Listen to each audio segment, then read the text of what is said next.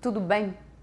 Os grandes eventos esportivos estão nas telas do mundo todo. A Copa e as Olimpíadas mobilizam o planeta e o esporte cada vez mais ganha adeptos e admiradores. Não só na vida, como também no cinema. Você criar interesse pelo judô, ainda mais pelo judô paralímpico, né, é muito difícil. Mas o Tenório, ao mesmo tempo, é um personagem muito espetacular. O que me atrai mesmo inicialmente em fazer filmes é contar a história de um personagem, né? Eu acho que eu entro um pouco dentro dessa vontade de fazer um filme através de um personagem.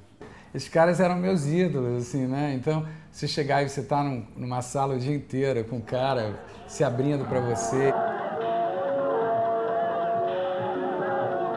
A trajetória de heróis, momentos marcantes da história do esporte e as aventuras e experiências vividas se transformam em filmes e assim se perpetuam na nossa memória. É muito bom você estar filmando algo que realmente você entende, que você se relaciona muito profundamente, igual a gente se relaciona com o surf.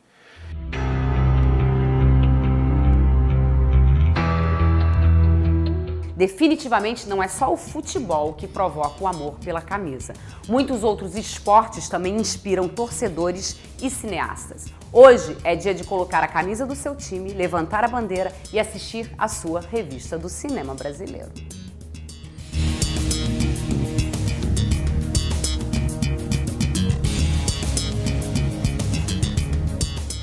Feito por dois jovens diretores surfistas e com nomes da nova geração do surf brasileiro, o longa A Onda da Vida pretende inovar na estética e trouxe fotógrafos especializados para registrar ângulos inéditos na tela dos cinemas.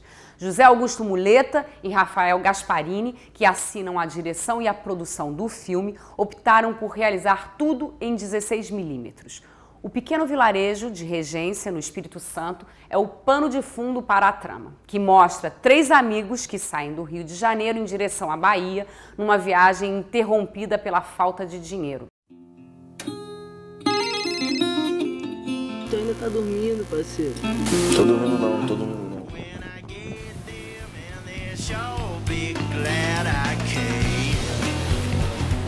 Somos capixabas, né? Eu e o Muleta somos surfistas, esse é um dos motivos da gente ter trazido esse primeiro filme nosso com uma história que envolve o surf. Nada melhor do que unir as nossas duas paixões, que é o surf e o cinema. É muito bom você estar filmando algo que realmente você entende, que você se relaciona muito profundamente, igual a gente se relaciona com o surf. Então, a partir dali, quando a gente começou a escrever a história, na verdade, são vários recortes, experiências de vida que a gente teve no decorrer de várias viagens, vários dias de praia com os amigos. E aí, ali no roteiro, a gente ia dando algumas pitadas e formatou a história.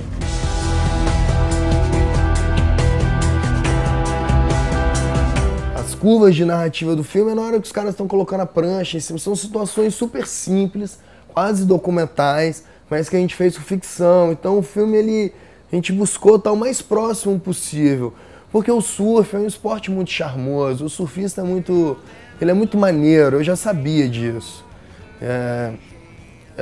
As cenas do road movie, por exemplo, você vê o carro passando na estrada, é lindo, mas quando você vê as pranchinhas no teto desse carro, dá uma bossa. O surf, ele é o pano de fundo de tudo, assim. O filme, apesar de ter pouco surf no final da história, o filme tem 1h30, tem 6 minutos de onda mesmo, o surf está presente ali o tempo todo. A gente tem as pranchas, a gente tem a maneira dos nossos personagens falarem, a maneira deles se relacionarem. Isso está impregnado ali do esporte, né? Bem característico.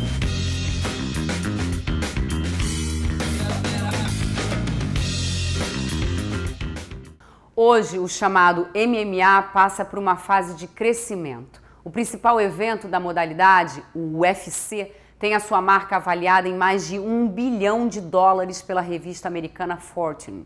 O documentário Lutando para Vencer, dos diretores Leandro Lima e Roberta Salomone, mostra a ascensão do MMA através do trabalho do técnico André Pederneiras.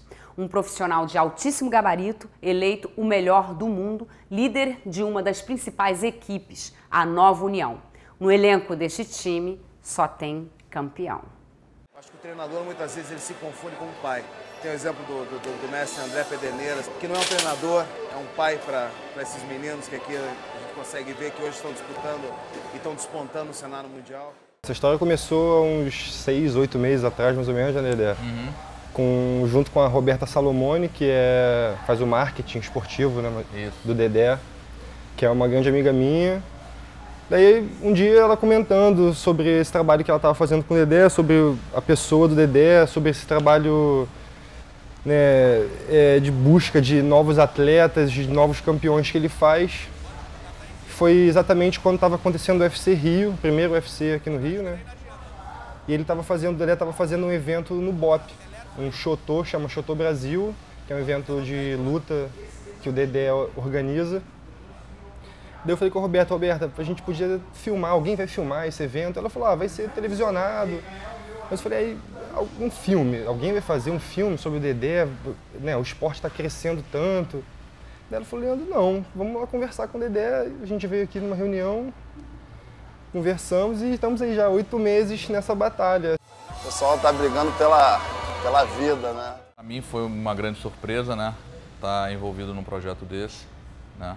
É a primeira vez que isso está acontecendo, pelo menos ao longo dessa minha carreira. Eu já trabalho com isso há bastante tempo, né? E já fiz entrevistas, alguns programas, mas nada parecido com isso. E eu achei a ideia maravilhosa mesmo porque está contando realmente, através de um trabalho que eu já faço há bastante tempo, o crescimento do MMA, já que eu sou uma das pessoas que colocou atletas dentro do UFC desde praticamente o seu início, né? Luta calmo, curta, bota no chão. A gente mostra no filme os treinos que acontecem aqui na academia, mostrando o que o Dedé faz para, né, ter tantos campeões aqui e ter sido eleito o melhor do mundo. E também a gente vai filmar o dia a dia, né, do Dedé, do Renan Barão, que mora em Natal, e o Dudu, que mora no Santo Amaro. Então o filme, né, é o crescimento do esporte visto pelo Dedé e esses dois atletas. Acelera isso aí, só esticar a perna com a perna cruzada. Bora, vamos sair logo daí, Júnior. Nas décadas de 70, 80 e 90, o Brasil dominou as pistas de Fórmula 1 com os pilotos Emerson Fittipaldi, Nelson Piquet e Ayrton Senna, 3 grandes campeões que conquistaram diversos títulos em várias categorias do automobilismo. O documentário A Era dos Campeões, de Cesário de Mello e Franco e Marcos Bernstein, narra a epopeia em busca da vitória. Um relato pelos bastidores deste esporte que vive em alta velocidade.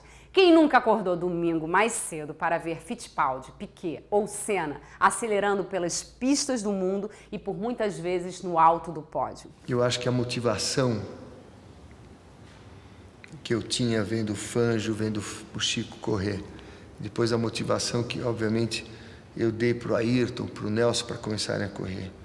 E que agora o Nelson, o Ayrton, deu para tantos outros brasileiros a começarem a correr.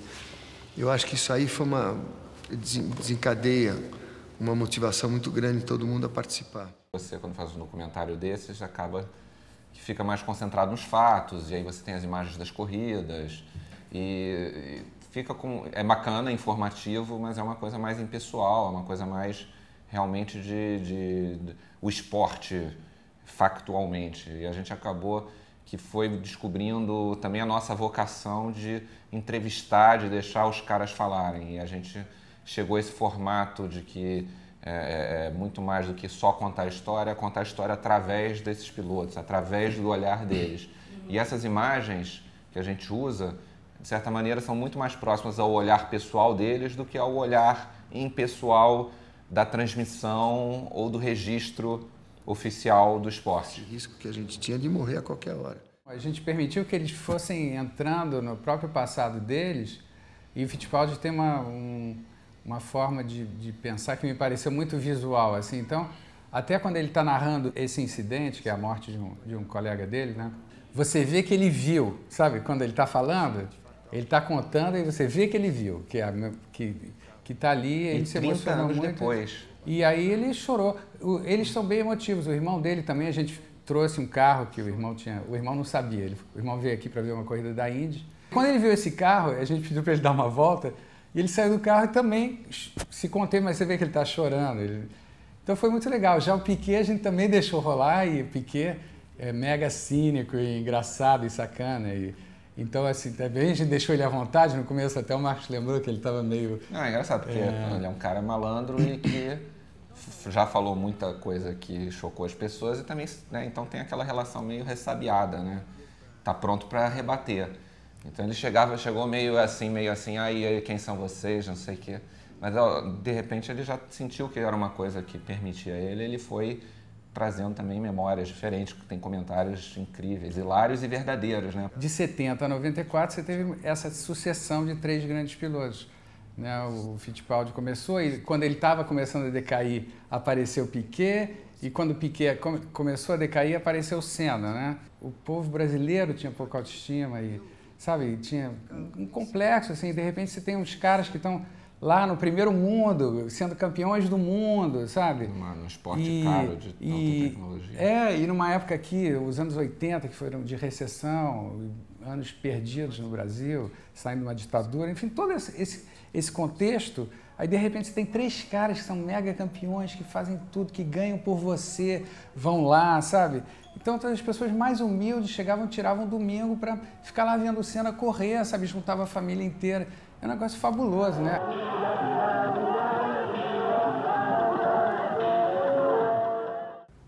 Você já viu esse filme? Põe teu time no ataque, você tá entendendo? Põe teu time no ataque, não se preocupa com o juiz, não. Põe no ataque, não tem falta em goleiro, não tem impedimento, não tem porra nenhuma. Bota o teu time no ataque.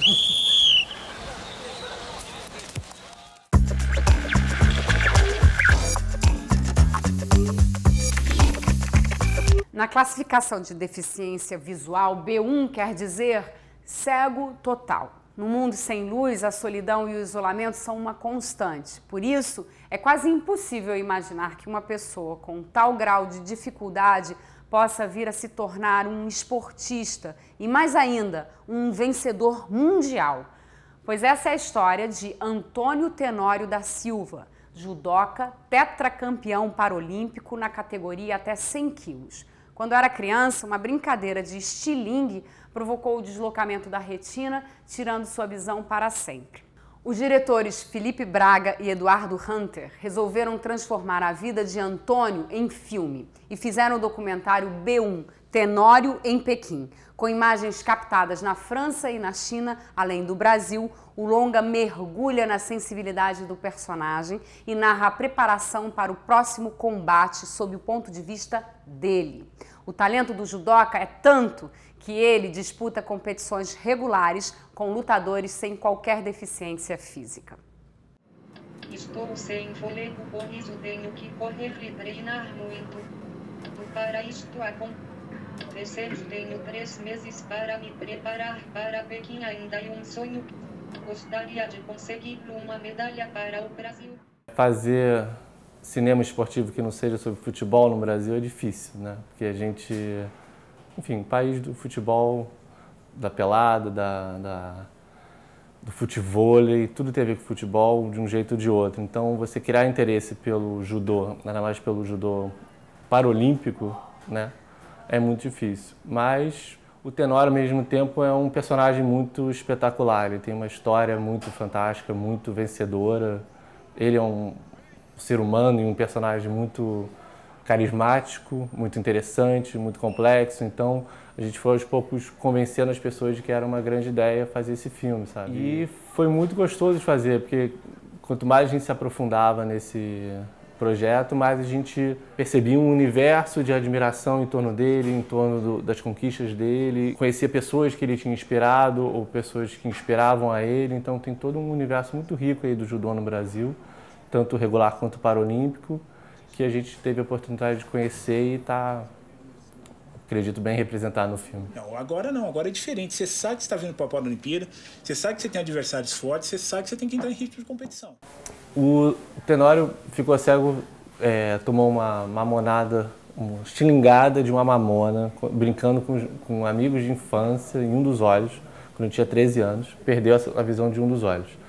E aí, quando ele tinha 19, uma infecção no olho, que quem não tinha alguma visão ali, deixou ele completamente cego. E aí foi um susto na vida dele, né? Ficou um tempo ali deprimido e tal, voltou a morar com o pai, embora já tinha mulher e filha para criar. Um ano depois ele reencontrou o pessoal do judô, porque ele já treinava judô desde cedo, embora nunca muito sério, nunca muito disciplinado, né? E aí com a cegueira ele viu que o judô podia ser um caminho para ele. Ele começou a treinar sério. Na verdade ele teve uma disciplina com a cegueira que ele nunca tinha tido na vida dele, porque era um único caminho, né? Se determinou naquele caminho ali. E depois de um ano e meio, conseguiu voltar assim, a se sustentar, voltar a ter uma vida, dar um bom sustento para a família dele. Foi a primeira batalha ali dele, digamos assim, de reencontrar um sentido ali na vida dele.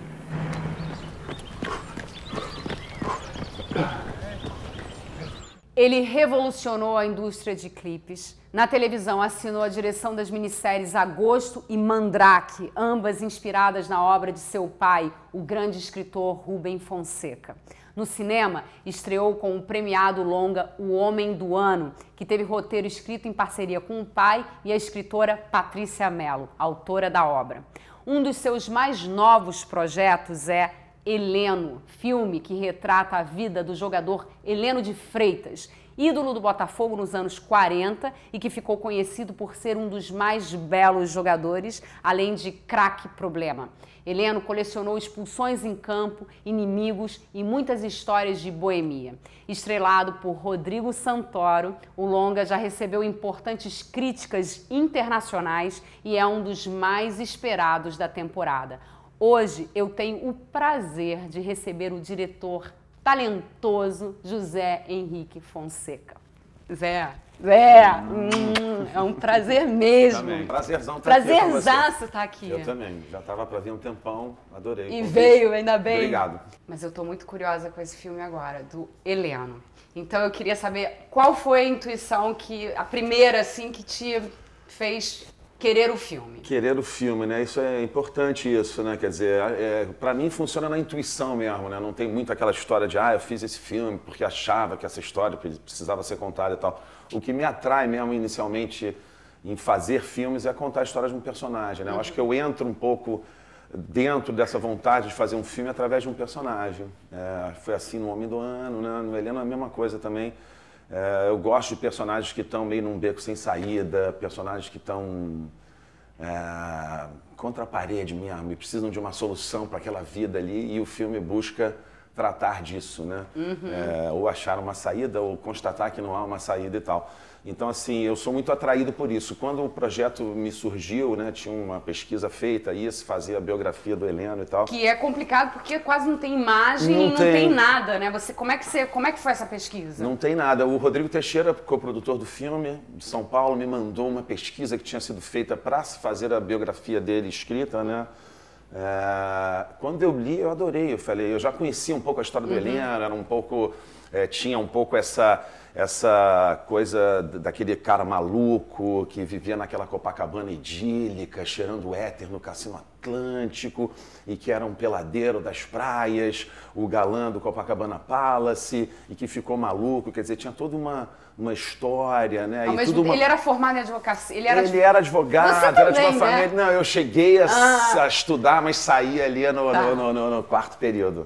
Mas quarto período. Mas tinha isso que me atraía mesmo, e eu escutava a história do Ivan Lessa, que vivia atrás dele, que o Ivan Lessa tinha 11 anos, quando o Heleno já estava meio decadente, antes de ir para a Colômbia e tudo, e que o Ivan ficava atrás dele, e as pessoas, o Armando Nogueira, quer dizer, ele era um cara mítico. Acho que é um filme que eu quis fazer um drama mesmo, um drama real, e quis tratar a história desse cara com rigor, né? Não queria ficar fazendo um filme só em cima dos causos, né, dele. Porque tem várias histórias, né? Um dia que o presidente brigou com ele, o presidente do Botafogo, e porque dizia que ele é que mandava, que o Heleno era muito metido e tal, não sei o quê. Aí um dia tinha uma rixa, porque ele era um cara meio, né? Pavão, ele que tinha que ser pavão, ele que tinha que ser a estrela. Aí um dia ele foi, driblou um jogador, driblou dois, driblou três, parou a bola na linha não empurrou pro gol. E aí ele foi andando de volta, ele falou, chama o presidente, já que o presidente é que manda, chama o presidente para fazer o gol. Tem essas histórias que eu não coloquei no filme, apesar delas terem existido, né? O Garcia Marques, que era jornalista em Barranquilha, estava começando a carreira, né? Era um jornalista novo, trabalhava no El Heraldo. E aí quando o Heleno saiu do Brasil, já meio decadente, depois de ter brigado com o técnico do Vasco, que foi técnico da seleção, por isso ele não foi convocado para 50, que foi uma tragédia para a vida dele, porque ele era o grande jogador dos anos 40, né? Só não jogou Copa porque não teve por causa da guerra, a Copa de 42 e a de 46. Então ele foi para a Colômbia jogar na Liga Pirata, né? Que diziam lá, né? Aí ele foi jogar no Argentino Júnior de Barranquilha. E o Garcia Marques fez várias crônicas. Tem um livro do Garcia Marques, Textos de Caribe, em que ele fala do Heleno assim, com o Heleno de Freitas, você tem a garantia de que está comprando um bilhete inteiro, porque com o Heleno não tem meio termo. Ou ele vai ser um craque, ou ele vai ser um charlatão, vai xingar o juiz, vai bater nos companheiros. Vai ter espetáculo de qualquer jeito. Vai ter espetáculo de qualquer jeito, exatamente isso. Isso era um negócio. Então, quer dizer, é um personagem rico, é um personagem interessante.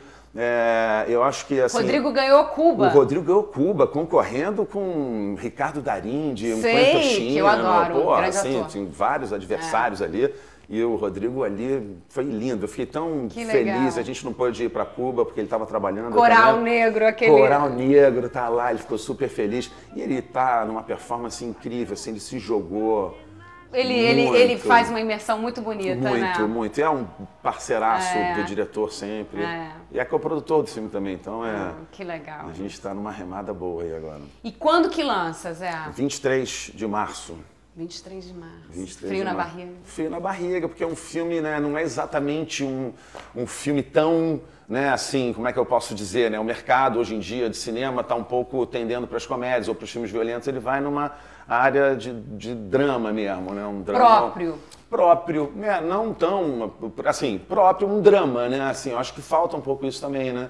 Não acho chato também o cara ficar falando, estou fazendo um filme que é original, próprio. Nada disso, eu fiz um filme de coração. Ótimo. E a gente se jogou mesmo, é um filme que tem uma estética super bacana, apurada lá, Walter Carvalho na fotografia, Marlise, direção de arte. E Mandrake, como é que tá? Mandrake, tá filmando o Mandrake agora também lá com o Marquinhos, né? É engraçado porque a gente já fez 2 vezes, aí agora...